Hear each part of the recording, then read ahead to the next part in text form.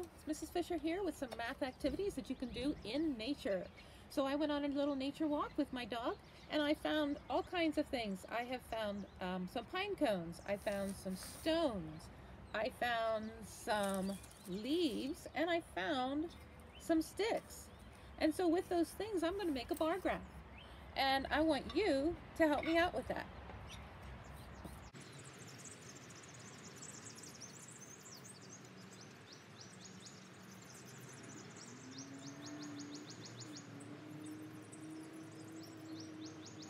So I made my bar graph.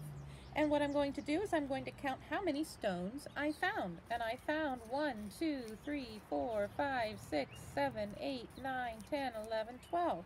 So I'm going to count up 12. 1, 2, 3, 4, 5, 6, 7, 8, 9, 10, 11, 12. I'll just continue my lines up like that. And so this was my top line, and I'm going to color that in to show that I have 12 stones. Now I'm going to do that for all of the other ones.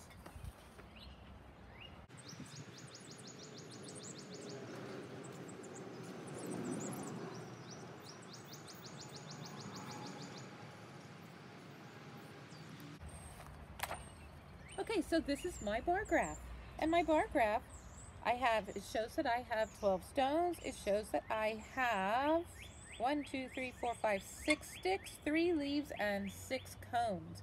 And then you can ask yourself some questions about this. How many more cones do I have than leaves? And you could figure that out. Which one did I collect the most of? Which one did I collect the least of? There's all kinds of activities you can do with that. I'm going to show you one other activity. Is using your sticks to make shapes. Now I can make right here.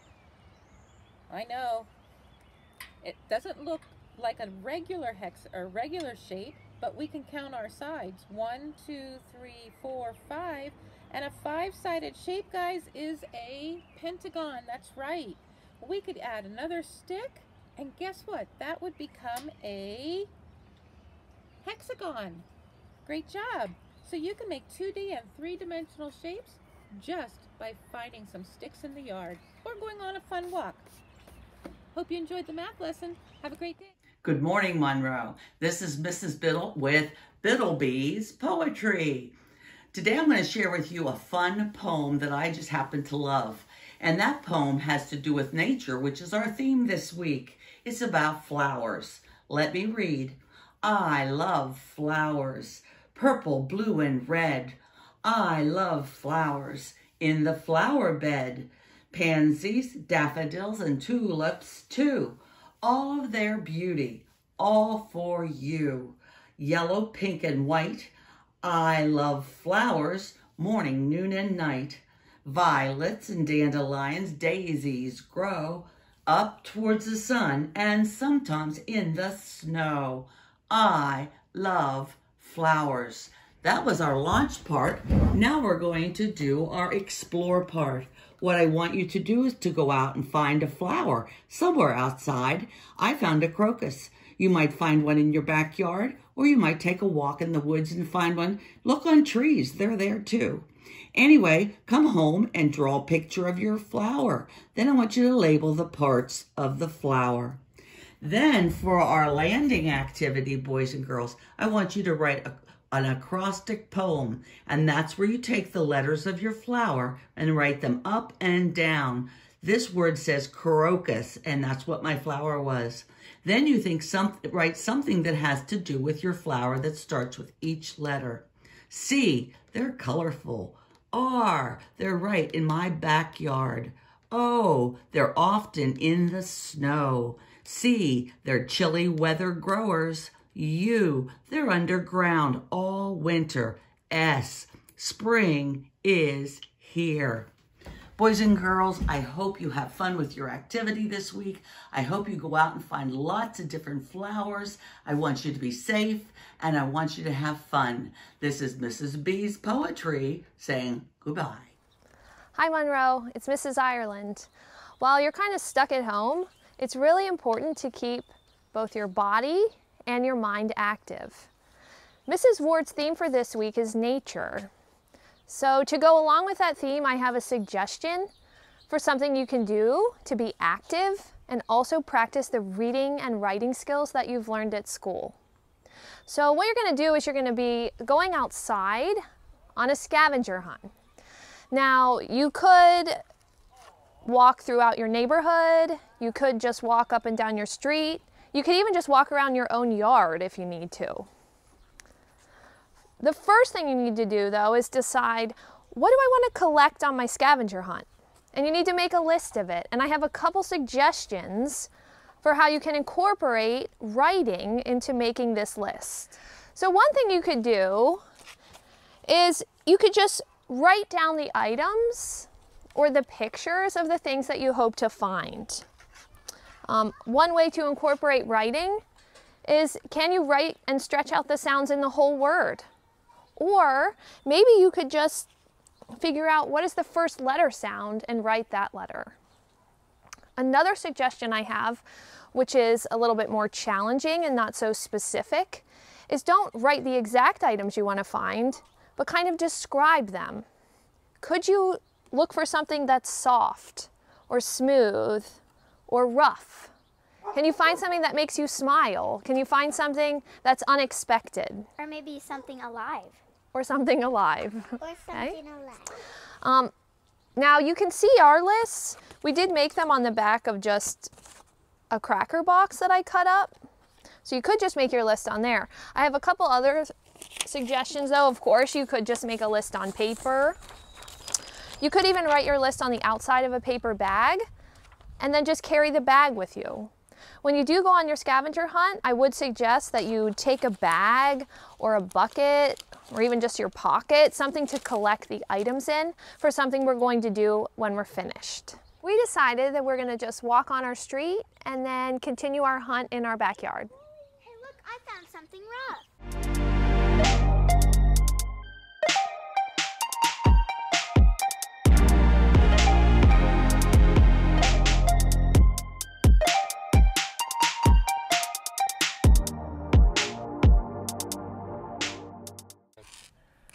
Once you've finished your scavenger hunt and you've collected everything that you could find, the last step is to organize your collection with an idea web. So you can see in the center of the web, we would write the main idea or the topic. So I decided to call it my nature collection. Then you're going to draw lines for every item that you found, and you're actually going to take the items out of your bag and lay them around the web. If it was something that you couldn't collect in your bag, then you can just write the word for it.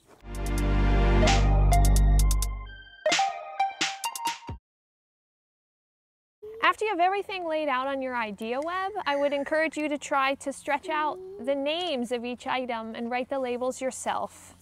And then you can actually use your idea web to remember your nature walk and retell the story to someone else. It's Mrs. Ward here, and today I am with my daughter Emma, and we are going to talk to you about some of the things we love about nature and crafting. Those are two of the things that we really enjoy as a family.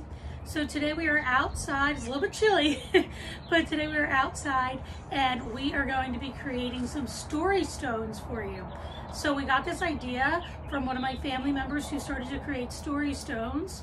So we used her idea as a lead, and then we started making our own. So what we do is we find some river rocks or just some rocks in our backyard, and we look at those and we try to figure out, what does this remind us of? And then we start to paint a scene on it. So the first thing we do is paint the scene white. We outline it in a Sharpie, then we paint on top of it, and then we outline it in a Sharpie again to make sure all of our details pop. Another thing we recently just started trying is some glass beads. And we'll show you these close up pretty soon, but we started doing some glass bead painting. So if you guys do that, the important thing to remember is you're doing everything from behind it first. So you have to start with the detail and then add the bigger picture. So I talked about it for a few seconds, but now I'm going to show you them up close. So over here we set up a nature theme, and then we also have a camping theme. Then we have camping goes all the way down here. We have like a story fairy tale theme. Here we have a nature theme with animals. And then over here we have a camping theme, which is really cool because I love camping. And then over here we have like a fishing theme, then you can have way more themes than that, like fairy tales, plants. And then here are some of our glass bead designs. So the first thing you're gonna do is pick a rock. And today I'm feeling like painting a frog. So I'm going to pick up this rock and I'm going to do it on this rock. Let's get started. So Emma's going to get started now. And remember, if you're going to take these rocks outside, you have to seal them at the end. But Emma's going to get started with her white base first. And then okay, so Emma started with her white base. She then went and she added some green paint on top. Now she is finishing with the details. Emma, can you show us your frog? Great job. And again, friends, if you want to use these outside, make sure you seal them. So after we create all of our rocks, we choose so many. We call them our story stones, and then we tell stories with them. So Emma, you want to tell us a quick story? Sure. Okay, so one day I was walking through a sunny day out in the forest, and I saw a worm passing by right under my feet. And then this small snail was going right by me. I almost stepped on it. And then I saw a bee. So it was heading towards the tree. So I ran back. And then I saw a dragonfly come right above my head and swarm past me. And then the jumping frog started jumping towards me. And then I ran towards the bee nest. And then I had to use my magnifying glass and I found some other bugs. First one I found was a ladybug. Second one I found was a little tiny caterpillar.